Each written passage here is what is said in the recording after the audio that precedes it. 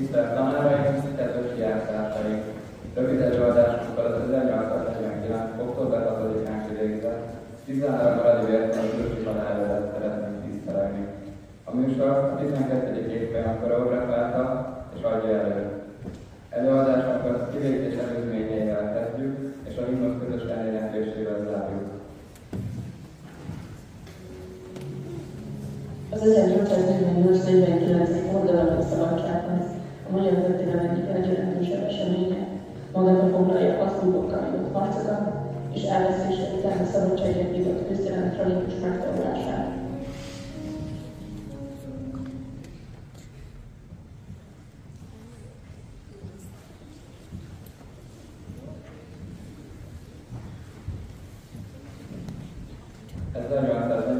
Októberének 6. napján fagyos reggelre ébredt Arad városa.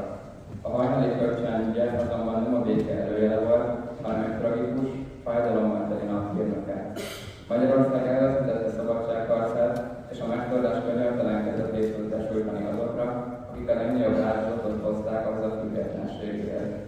Az október 6-ai dátum azért volt különleges az osztrák hatóságok számára, mert éppen ezen a napon, egy évvel korábban, 1848. október 6-án tört ügésben a forradalom, amelynek során a felződött tömeg meggyilkolta az osztrák hadügyminiszter. Ferenc József császár és az osztrák kormány ezzel látogatnak szimbólikusan Osztráknak Bécsi forradalomért is, és emlékeztetni mindenkit osztrák kormányainak. Itt Pesten az első hivatalos magyar dísználkot Batthyány János végezték ki, azon a 13 honvédtiszt, Magyarországot küzdő bátor férfiak a videópártikában készültek szenvedni sorsukkal. Nem voltak már katonák, akik csak a télen végig harcokat, hanem vértanúk, akik hősként álltak ki a nemzet szabadságának ügyéért. A katonai erőfalai között feszült csend uralkodott, miközben a tisztek sorban nyitták utolsó leveleiket, búcsúzva szeretteiktől és a hazától. Az aradi váltási udvaron már felállították az akasztófákat, a katonák komor tekintettel készültek a kivégzésre, amely örökre megváltoztatta Magyarország történelmet. Aulik Lajos, honvéd tábornok, hadügyminiszter. Mint hadügyminiszter, főszerepet játszott a szabadságharc utolsó szakaszában, Görgei lemondása után a honvédségek főparancsnoka lett. Német származása ellenére teljesen azonos volt a magyar ügyészhivatal. Zalmazis János, vezérőrnek, kiemelkedő katonai stratégiája mellett az aradi vértanúk egyik legismertebb alakja. Szerb származása volt, és legendásabb az egyik képességével óriási szekes bátorságot lett tanúbizonyságot. Dezsőki Arisztis tisztában. Arisztokrata a családból származott, de katonai karrierje során a magyar szabadságharc oldalára állt. Habár kezdetben nem volt teljesen elkötelezett a szabadságharc iránt, később a hazájáért harcolt. Kis Ernő, altábornagy. A forradalom egyik legmagasabb rangú vezetője volt, aki több jelentős ütközletben is részt vett. Különleges kiváltságként golyó általi kivégzést kapott, amit az arisztokrata származása miatt hirdetett meg neki. Nézis Károly, vezérőrnek. Horváth származás ellenére hűségesen szolgálta a magyar szabadságharcot. Katonái szerették, mivel bátorságával és emberségével fűzti. Láver György, vezérőrnek a fegyvergyártás irányítója. A szabadságharc egyik legfontosabb hadjármegállátója volt, úgy szerepet játszott a magyar haderő felfegyverzésében. Ő állította fel a magyar fegyvergyárakat, amelyek a szabadságharc legfontosabb hátországai voltak. Lázár Vilmos, ezredes. Bár alacsonyabb rangban volt, mint a többi vértanú, mégis a kivégzettek közé sorolták vezető szerepe miatt. A golyó általi kivégzések közélának számított, amit a többiek nem kaptak meg. Teljesen Esztergom Károly, gróf, vezérőrnek. Német származás ellenére elkötelezett támogatja volt a magyarőnek, és jelentős hangozékességesség is volt. A többi tábornok a sztorok barátság küzdte össze, és katonái is rajtunk érte. Nagy Sándor József, vezérőrnek. Részt vett a szabadságharc több fontos ütközetében, bár nem tartották kiemelkedő stratégának, bátorsága és hűsége miatt mégis elismerték. Annak ellenére, hogy nem volt a legtehetségesebb a hadvezérek között, katonái tisztelték és szerették. Föltemberg Ernő, vezérőrnek. Osztrák származása ellenére a magyar szabadságharc oldalán állt, és több fontos hadjáratot irányított. Zalmazis Jánossal középakottak és az egyik legkarizmatikusabb hadvezérként tartották számon. Spejdei József, vezérőnek Pest városparancsnoka. A forradalom alatt Pest városnak védelmért felett, és jelentős szerepet kezdett a magyar hadiszervezésben is. Az osztrák hadsereg külső tisztja volt korábban, de a magyar szabadságharc mellé állt. Török Ignác, vezérőrnagy, hadmérnök. A magyar honvédség mérnöki szolgálatának vezetője volt, és fontos erődítményeket tervezett. A fegyelmezettség és pontosság mintaképe volt. Az erődítési munkálatokban elért eredményei miatt nagy tiszteletnek érdemelt. Vécsei Károly gróf vezérőrnagy. Jelentős szerepet játszott a szabadságharc utolsó szakaszában, és a vezérszer egyik legkiemelkedőbb tagja volt. Az utolsóként kivégzett vértanú, aki a kivégzése előtt bocsánatot kért a Mendes Jánostól, korábbi népi eltérései miatt. Egy ezredeig szenvedés kigyúlt napja alatt. Az ég a rabság véget ért, de tündököltél alatt. Vívott palászban, glóriásan, az új magyar halott, ki mártír volt vagy katona, aragon áldozott. És jöttek késő századok, fölöttük annyit ér, de a magyar szabadságért még újra kél a hős, ki érted ér halad, a harcmezőn fagyott, és ágyúdörgést közt rohan a sírra új halad.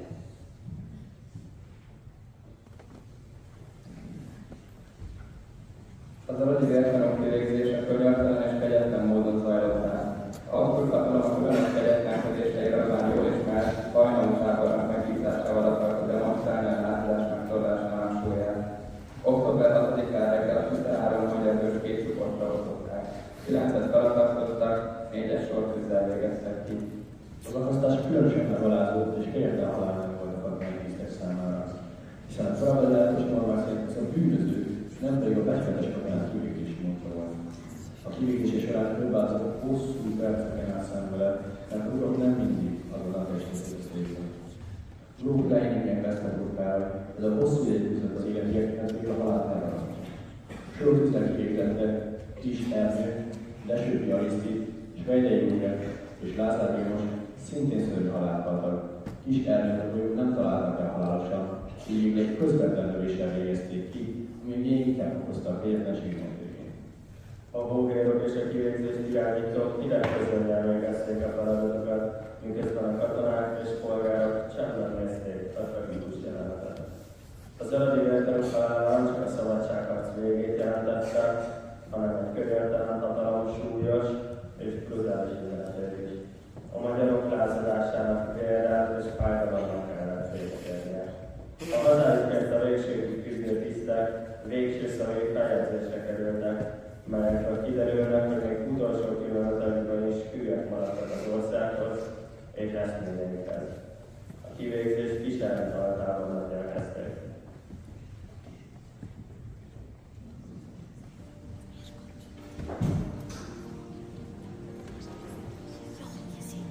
Istenem, védj magadtól!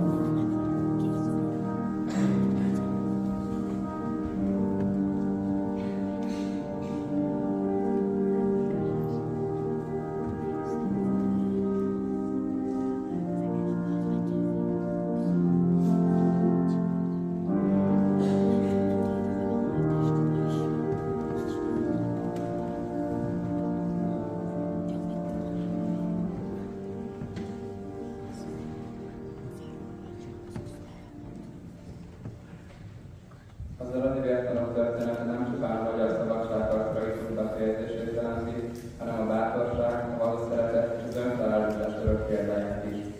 Ezek a férfiak egy olyan eszméért adták életüket, amely trónozatos saját sorsukon, a szabadságért és az igazságért. Nem féltették életüket, mert hittek abban, hogy amit képviselnek, fontosabb minden egyéni félelemnél. Ma, amikor a világ sokszor bizonytalan és az értékek könnyen elhomályosodnak a mindennapok forgatagában, az eredeti értelmű bátorsága különösen nagy jelentőséggel bír. Ők emlékeztetnek minket arra, hogy vannak dolgok, amelyeket érdemes harcolni, akár a legnagyobb áldozat árán. Nekünk, fiatalok számára, az ő példájuk azt üzeni, hogy az igazi erő nem a félelem nélküli életre legyen, hanem abban, hogy az ember kiáll azért, amiben hisz, akkor is, ha az nehéz és fájdalmas döntésekkel jár. Az adóértünk bátorságot arra tanít minket, hogy a szabadság, az igazság és a becsület nem eladott fogalma, hanem olyan értékek, amelyek a mai világban is ugyanolyan fontosak, mint 1848-ban. Ma is szükség van olyan fiatalokra, akik nem félnek találni a szavukat, kiállnak közösségért és felelősséget vállalni a jövőért. Az ő például azt mutatja, hogy a bátorság nem a külső csatában kezdődik, hanem a mindennapi élet apró döntésében. Abban, hogy hülyek maradunk a magunkhoz, és kiállunk az értékeket, amelyben hiszünk. Az eredeti vértanúk halála ugyanez tragédia volt, de az ő emlékük arra hív, hogy életünk minden napján éljük teljes szívvel, és bármely harcolunk a jóért, akkor is, ha az ő nehéz. Az ő örökségük ma is kell venni, és rajtunk múlik, hogy továbbadjuk ezt a lándot a következő generációknak.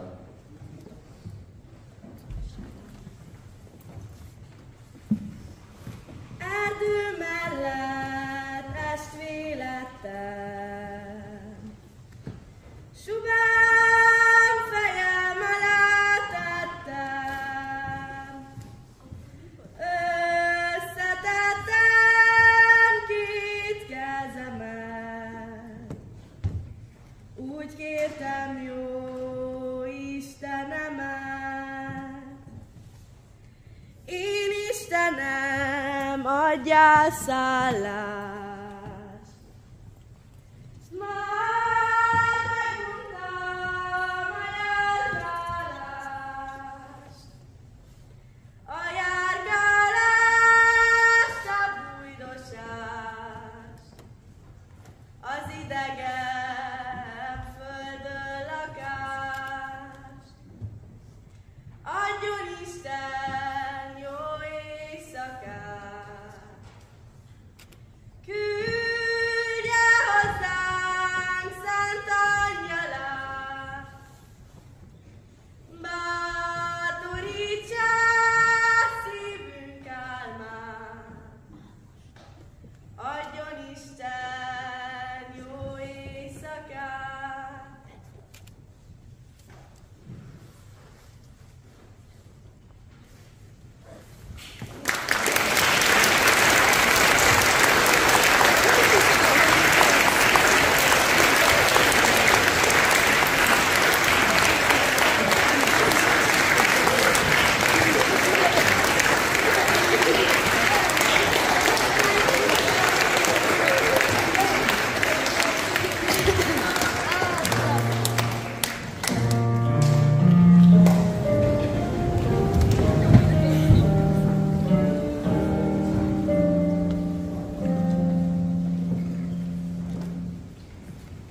Thank you.